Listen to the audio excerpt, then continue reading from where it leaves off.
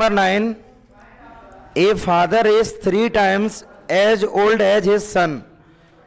In 12-year time, he will be twice as old as his son. Find the percentage of father and son. पहले question पर ध्यान दो कि 3 times पिता की उम्र अपने बेटे से 3 गुनी थी।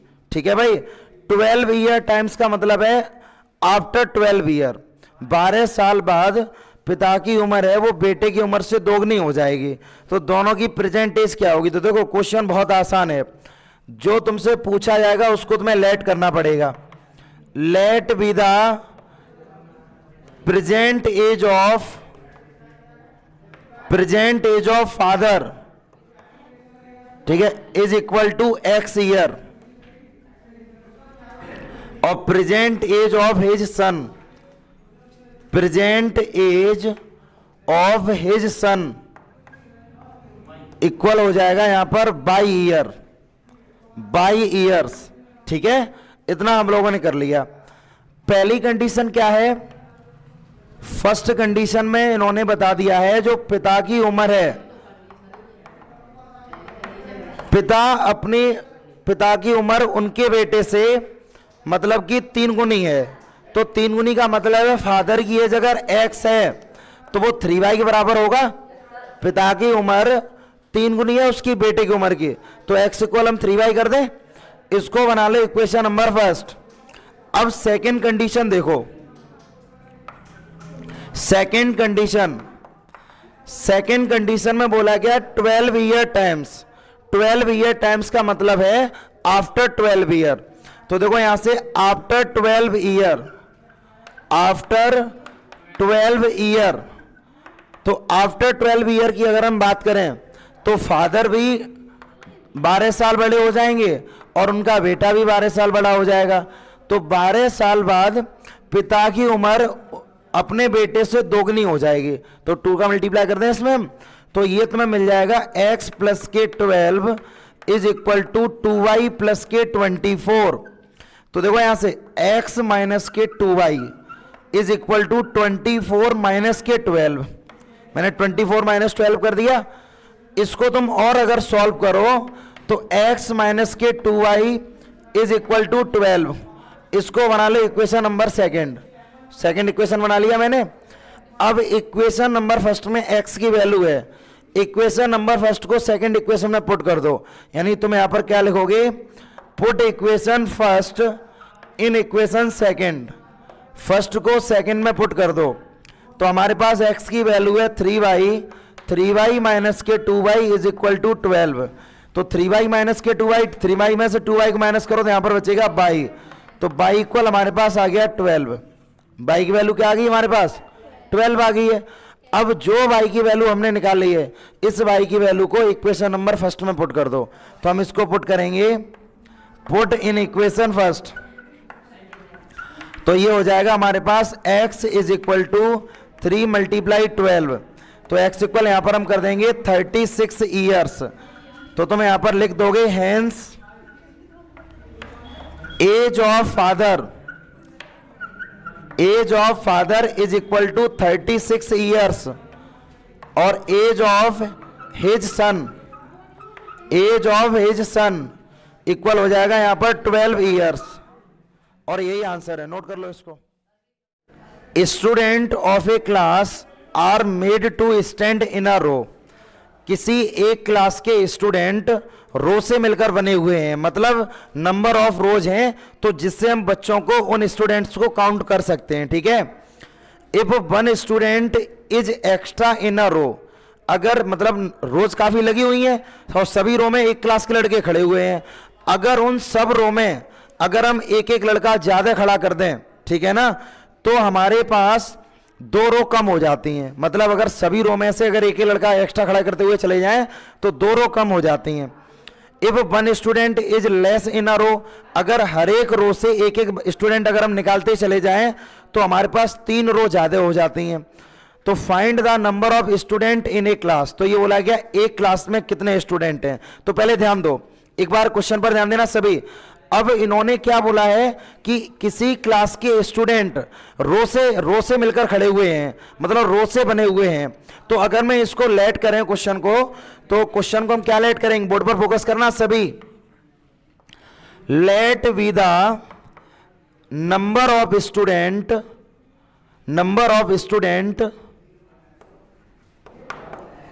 इन अ रो का मतलब समझते हो भाई कि एक रो में कितने स्टूडेंट हैं। मैंने मान लिए एक्स स्टूडेंट हैं, तो नंबर ऑफ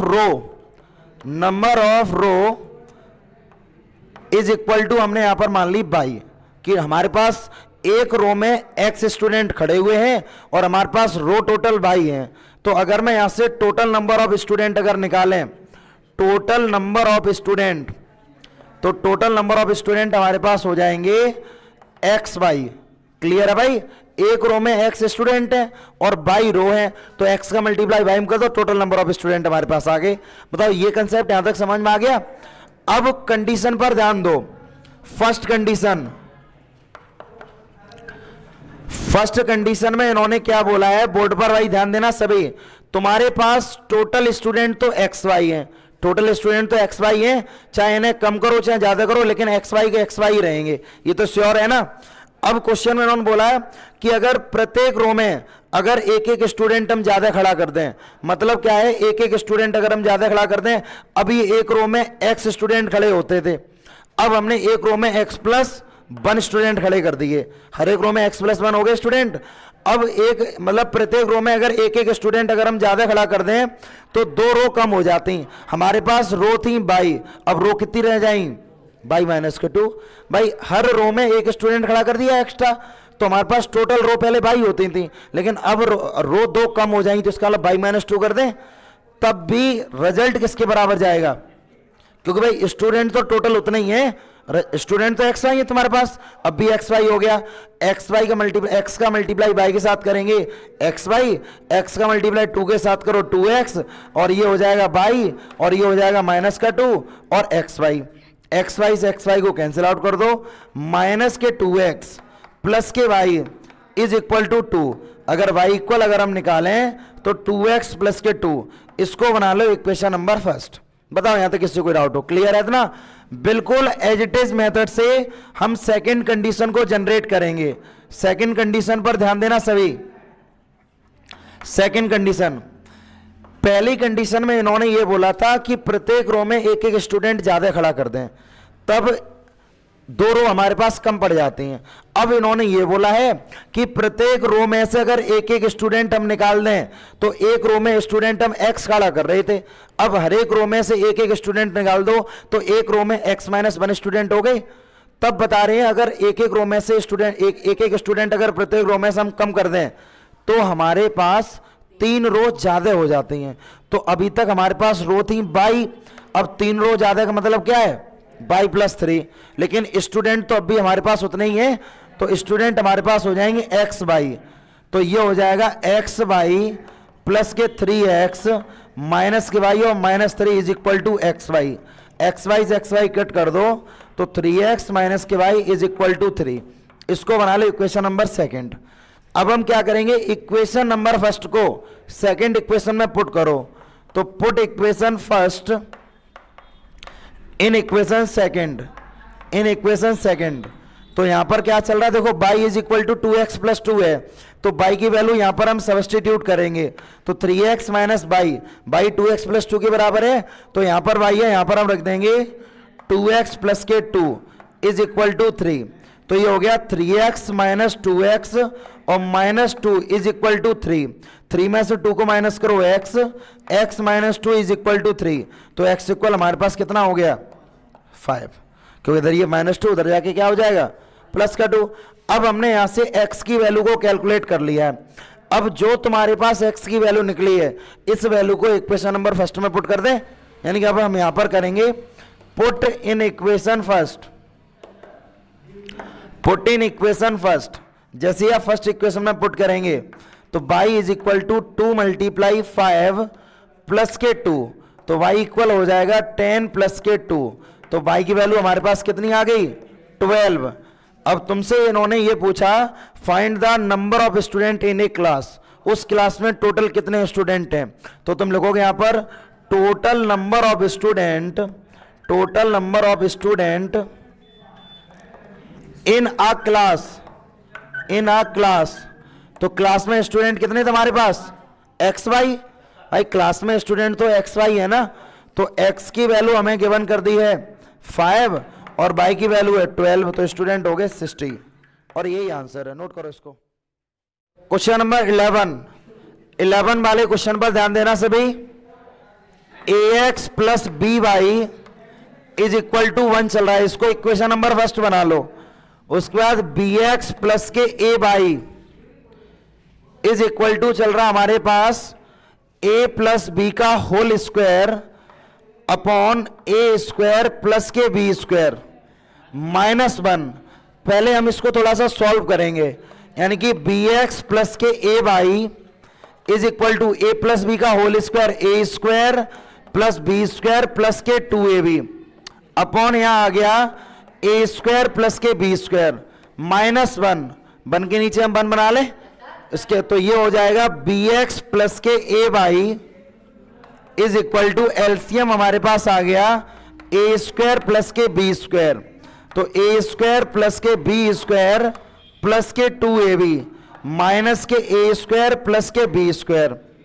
तो रिजल्ट हमारे पास आ जाएगा bx प्लस के A Y is equal to A square plus B square plus के 2ab माइनस ए स्क्वायर और माइनस बी स्क्वायर और अपॉन में यहां हो जाएगा ए स्क्वायर प्लस के बी स्क्वायर। देखो ये दोनों कैंसिल आउट हो गए, प्लस माइनस कैंसिल आउट हो गए, तो bx प्लस के A Y is equal to 2ab upon A square plus के बी स्क्वायर। इसको तो बना लो इक्वेशन नंबर सेकंड। ठीक है भाई, जो मैक्सिमम जितना सॉल्व हम कर सकते हैं उतना सॉल्व हमने कर लिया। अब दोनों इक्वेशन को सॉल्व करेंगे। देखो ये वाली इक्वेशन और ये इक्वेशन हमारे पास लीनियर इक्वेशन है, इन दोनों इक्वेशन को हम 3 मेथड से सॉल्व कर सकते हैं। तो हम यहां पर एलिमिनेशन मेथड यूज करेंगे। देखना यहां पर यूजिंग एलिमिनेशन मेथड, तो एलिमिनेशन मेथड क्या होता है, देखो यहां पर ax प्लस के b Y is equal to 1 और यहां चल रहा है bx प्लस के ए वाई इक्वल यहां पर चल रहा है 2ab अपॉन ए स्क्वायर प्लस बी स्क्वायर। ठीक है, दोनों इक्वेशन को हमने यहां पर राइट कर लिया। अब देखो यहां पर ये दोनों इक्वेशन हमने बना ली। अब इन दोनों इक्वेशन में एलिमिनेशन मेथड का मतलब ये होता है कि एक वेरिएबल एलिमिनेट होना चाहिए, और एलिमिनेट वेरिएबल जब होगा जब उसके कोफिशिएंट सेम होंगे। तो यहां पर b चल रहा है, जैसे सपोज करो यहां पर हम a का मल्टीप्लाई कर दें और इधर हम b का मल्टीप्लाई कर दें, तो रिजल्ट यहां आ जाएगा ए स्क्वायर एक्स प्लस के A B Y is equal to A, और ये हो जाएगा बी स्क्वायर एक्स प्लस के ए बी वाई और b का मल्टीप्लाई करोगे तो 2ab स्क्वायर अपॉन ए स्क्वायर प्लस बी स्क्वायर। ठीक है भाई, साइन चेंज करो, प्लस प्लस ये माइनस हो गया, ये भी माइनस और ये भी माइनस। ठीक है, ये भी साइन तुम्हारा माइनस का हो जाएगा, तो ये तो कैंसिल आउट हो गए और ये हो जाएगा ए square minus k B square, x को ले लिया हमने कॉमन, एलसीएम लेके जब तुम इसको सॉल्व करोगे ना तो ये हो जाएगा तुम्हारे पास a cube minus a cube हो गया यहां पर और minus a b square, sorry plus का ए बी स्क्वायर और माइनस के 2ab स्क्वायर और अपॉन में क्या चल रहा है ए स्क्वायर प्लस के बी स्क्वायर। अब बोर्ड पे ध्यान दो सभी। अब यहां पर हम इसको जब सॉल्व करेंगे तो हमारे पास यहां बचेगा a square minus k B square x is equal to, अब ए बी स्क्वायर ये प्लस का और ये माइनस का, तो यहां पर हम लिखते हैं ए क्यूब माइनस के ए बी स्क्वायर। ठीक है, अपॉन में क्या चल रहा है यहां पर ए स्क्वायर प्लस के बी स्क्वायर। अब देखना ए square minus k B square, यहां पर एक्स चल रहा है। अब अगर मैं ए को कॉमन ले लें तो A square minus k B square और अपॉन में यहां पे आ जाएगा ए स्क्वायर प्लस के B square. A square minus B square से इसको हमने कैंसिल आउट कर दिया।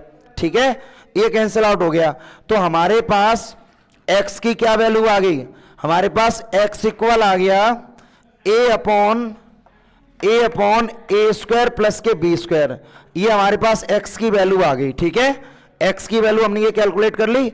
अब जो वैल्यू हमने x की निकाली है उसको चाहो तो इक्वेशन नंबर फर्स्ट में या इक्वेशन नंबर सेकंड में, सरल पड़ेगा इक्वेशन नंबर फर्स्ट, तो तुम उसको इक्वेशन नंबर फर्स्ट में पुट करो, यानी कि put in equation first, put in equation first. तो देखो फर्स्ट इक्वेशन हम पुट करेंगे, ठीक है, इधर हम सॉल्यूशन करेंगे, जैसे ही आप पहली इक्वेशन में पुट करेंगे, पुट इन इक्वेशन फर्स्ट, तो इक्वेशन फर्स्ट हमें दे दी गई है ax प्लस के b Y is equal to 1। अब x की वैल्यू निकली, x की वैल्यू पुट करो तो ये हो जाएगा ए स्क्वायर अपॉन ए का मल्टीप्लाई कर देंगे ए स्क्वायर प्लस के बी स्क्वायर और प्लस के b Y is equal to 1, ठीक है, ये हमारे पास 1 चल रहा है यहां पर। तो यहां से अगर हम बी वाई इक्वल अगर निकालें तो 1 माइनस के ए स्क्वायर अपॉन ए स्क्वायर प्लस के बी स्क्वायर, तो रिजल्ट हमारे पास आ जाएगा b Y is equal to, minus इसको कर दोगे तुम तो ये ए से कट हो जाएगा, ध्यान बचेगा बी स्क्वायर अपॉन ए स्क्वायर प्लस के बी स्क्वायर, एक बी से एक बी को कैंसिल आउट कर दो तो बाई इक्वल हमारे पास रिजल्ट आ जाएगा बी अपॉन ए स्क्वायर प्लस के बी स्क्वायर, ये हमारा आंसर आ गया, ठीक है। मतलब ये कि टफ बिल्कुल भी नहीं है, सिर्फ यहां तक हमें पहुंचना है, ठीक है। x की वैल्यू यहां से कैलकुलेट करो और जो भी हमारे पास x की वैल्यू निकले उसको तुम इक्वेशन नंबर फर्स्ट में या सेकंड किसी में भी पुट करो। हमने इसको फर्स्ट में पुट कर दिया, देखो यहां पर ax plus B Y is equal to 1 है, x की जगह पर तुम वैल्यू पुट करोगे a upon A square plus B square. अब यहां पर ऑलरेडी a चल रहा है तो जब तुम x की जगह पर भी a लाओगे तो a मल्टीप्लाई ए स्क्वायर हो गया, A square upon A square plus B square plus B Y is equal to 1। इधर ये प्लस का है A square upon A square plus B square, इधर आके किसका हो जाएगा माइनस का। अब तुम इसके नीचे मान लो 1, इसके नीचे हमने यहां पर मान लिया 1, ठीक है, ये हमने यहां पर मान लिया। अब तुम एलसीएम लेके सॉल्व करो तो एलसीएम में ऊपर आएगा a square plus B square minus A square, तो plus a square minus A square cancel out हो गया तो बचेगा बी स्क्वायर अपॉन ए स्क्वायर प्लस बी स्क्वायर। एक बी से एक बी को कट कर दो, एक बी से एक बी को कट किया हमने, पूरा बी कट नहीं है, केवल स्क्वायर कट किया, ये ध्यान रखना केवल स्क्वायर कट है, तो बाई इज इक्वल टू बचेगा बी अपॉन ए स्क्वायर प्लस बी स्क्वायर। ये हमारी एक्स और वाई की वैल्यू हो गई, नोट करो इसको।